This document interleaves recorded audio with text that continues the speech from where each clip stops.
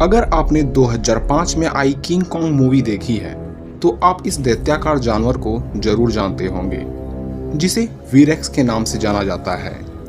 वीरेक्स Skull Island में पाए जाने वाले थेरोपोड डायनासोर की बड़ी प्रजाति की जीव थी जिसके आक्रामकता के सामने किसी भी जीवों की नहीं चलती थी। ये अपने आसपास पाए जाने वाले सभी जीवों को अपना शिकार बना लिया करते थे।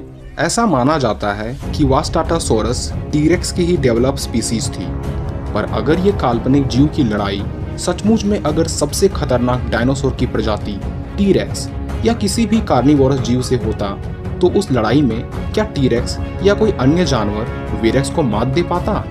पर आज के इस वीडियो में हम वीरेक्स और टीरेक्स की तुलना करने जा रहे हैं, जिसके एक तरफ है टीरेक्स जिसकी लंबाई 40 फीट, ऊंचाई 20 फीट और वजन 6 से 8 टन तक हुआ करता था, जो अपने शिकार को 40 से 70 किलोमीटर प्रति घंटे की रफ्तार से पीछा कर उस पर 6 टन की बाइट फोर्स से उसे तुरंत वहीं मार सकता था।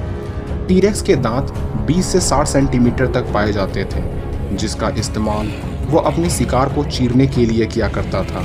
और टीरेक्स की गर्दन और उसके पिछले पैर की मांसपेशियां काफी मजबूत हुआ करते थे, जो इसे तेज भागने और दूसरे शिकारी जीवों की पकड़ से बचाने में इसकी काफी मदद करते थे।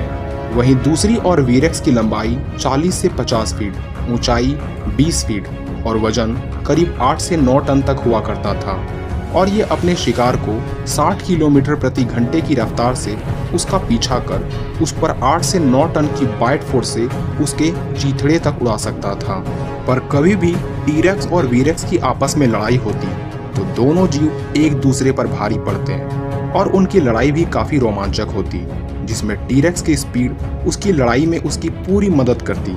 लेकिन वीरेक्स टीरेक्स की ही डेवलप फॉर्म है, इसलिए वीरेक्स की भारी भरकम शरीर और बाइट फोर्स से टीरेक्स के 90% हार की ही उम्मीद होती। तो आपका क्या मानना है, कौन सा जीव वीरेक्स को मात दे पाएगा? हमें कमेंट कर जरूर बताएं।